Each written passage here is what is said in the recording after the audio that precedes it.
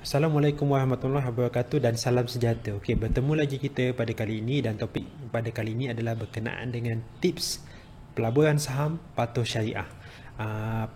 Pada video kali ini saya akan go through satu persatu apa itu pelaburan saham patuh syariah dan macam mana untuk memilih saham-saham yang patuh syariah dan sedikit tips bagaimana untuk anda trade ataupun berdagang saham di Malaysia.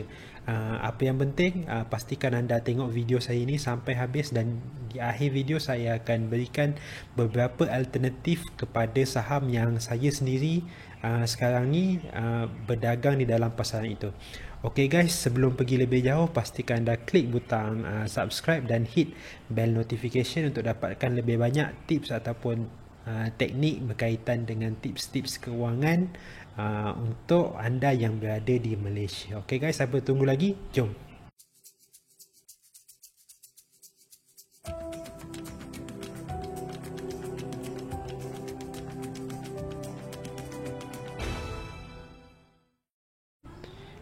Pilih saham patuh syariah. Okey, sebagai seorang Muslim adalah wajib untuk anda memilih saham yang patuh syariah. Untuk kriteria pemilihan saham patuh syariah ini ada di next slide. Tapi pada kali ini, pada slide ini saya akan ceritakan outline video ni tentang apa. Satu, of course lah, memilih yang halal itu adalah wajib bagi seorang Muslim. Kalau anda yang tengok video ini bukan Muslim pun tak ada masalah untuk anda cuba trade saham yang patuh syariah. Lepas tu sekarang ni sudah ada banyak pilihan saham patuh syariah di Malaysia. Dianggarkan lebih daripada 700 hingga ke 800 kaunter saham yang patuh syariah. Daripada bank kepada banyak sektor, hampir semua sektor di Malaysia ini sudah ada saham yang patuh syariah. Apa yang penting adalah selepas ini adalah untuk anda gunakan analisis anda untuk pilih kaunter saham dan juga untuk melabur dalam syarikat yang memberikan pulangan dari segi dividen dan lain-lain lah.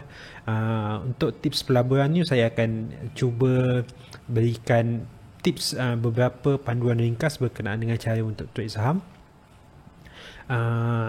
Dan akhir sekali di akhir video saya akan berikan beberapa alternatif kepada pelaburan saham patuh syariah di Malaysia.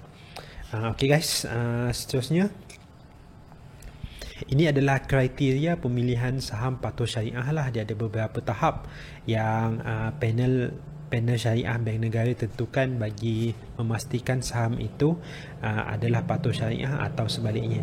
Pemeriksaan aktiviti perniagaan syarikat. Contoh kalau syarikat itu adalah syarikat seperti perbankan ataupun syarikat yang berkaitan dengan judi ataupun arak ataupun kasino. Syarikat-syarikat seperti ini of course walau macam mana pun syarikat-syarikat seperti ini adalah tidak patuh syariah. Dan tahap kedua adalah pemeriksaan kepada nisbah kewangan syarikat. Maksudnya berapa banyak duit yang disimpan di dalam bank-bank yang patuh syariah dan bank-bank konvensional. Dia ada nisbah dia. Tak semestinya 100% tapi dia ada nisbah dia. Dan pemeriksaan kualitatif. Jadi sebagai pelabur runcit, cukup untuk anda tahu saham itu patuh syariah ataupun sebaliknya. Sama seperti macam cop halal JAKIM. Kalau kita pergi beli makanan kan ada cop halal kan. Kaunter patuh syariah ni pun sama. Kalau anda tahu kaunter tu patuh syariah, anda tak perlu pergi detail berkaitan dengan kriteria apa yang anda tahu. Kalau kaunter tu dah patuh syariah, dia sama seperti kalau makanan tu ada cop halal JAKIM. Okey, untuk lebih detail saya tak recommend lah, tapi kalau nak tahu lebih detail macam mana kriteria ni, anda boleh cek di video description di bawah, di mana saya ada sertakan link berkaitan dengan kriteria pemilihan saham ni lah. Anda boleh cek dan lihat sendiri. Okey, macam mana nak memilih saham patuh syariah tu? Ianya ada disertakan di dalam broker broker saham anda. Untuk dapatkan platform seperti ini, anda kena ada akaun CDS. Okey, video berkaitan dengan akaun CDS ni ada di sini. Ada link yang akan keluar dalam video ini dan boleh cek di video description di bawah juga. Saya sertakan dengan beberapa artikel berkaitan dengan cara untuk buka akaun CDS saham. iaitu akaun untuk saham lah. Kalau anda nak berdagang saham di Malaysia, wajib kena ada akaun CDS.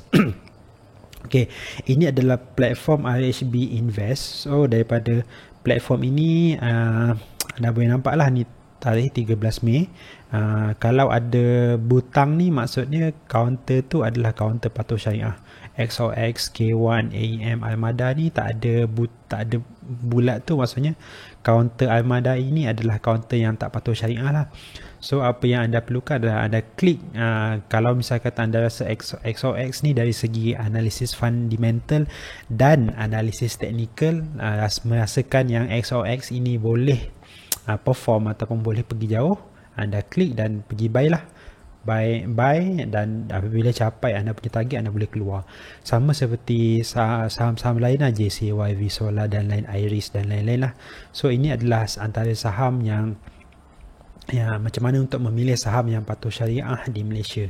So lain platform, lain kriteria, tapi untuk platform RHB Invest ini adalah apa yang anda perlu pilih lah untuk tentukan saham itu patuh syariah ataupun sebaliknya.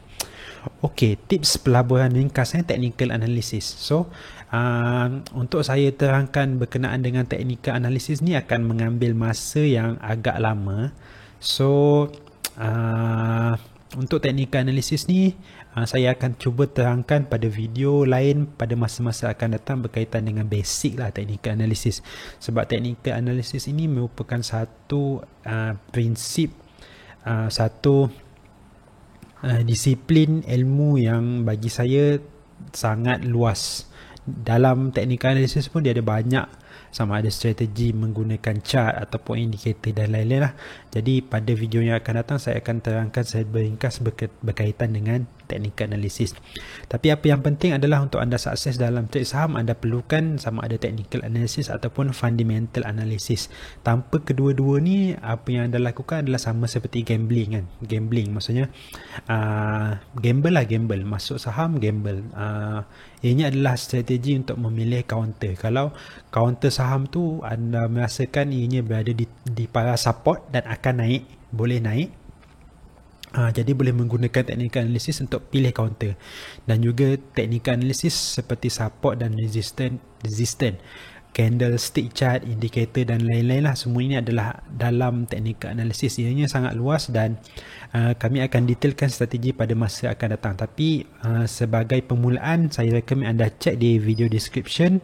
Sekali lagi saya ada sertakan beberapa poin penting ataupun beberapa e-book dan artikel di dalam blog Smart Invest berkenaan dengan technical analysis ini. So boleh cek dulu di video description di bawah. Okey, tips pelaburan kedua, fundamental analysis. Apapun untuk pelaburan ianya adalah berdasarkan kepada laporan kewangan syarikat. So mana nak dapatkan laporan kewangan syarikat ni, saya sertakan link juga di bawah. Sebagai contoh, ini adalah annual report kepada XOX. Anda boleh nampak lah XOX punya annual report dan lain-lain. Tips pelaburan yang paling efektif adalah anda pilih counter berdasarkan kepada fundamental analysis.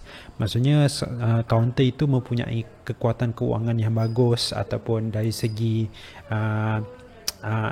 kekuatan syarikat yang okey. So apabila anda filter dari segi fundamental, tapi nak masuk tu adalah melalui technical analysis. Ini adalah antara beberapa tips untuk anda sukses dalam pelaburan saham lah.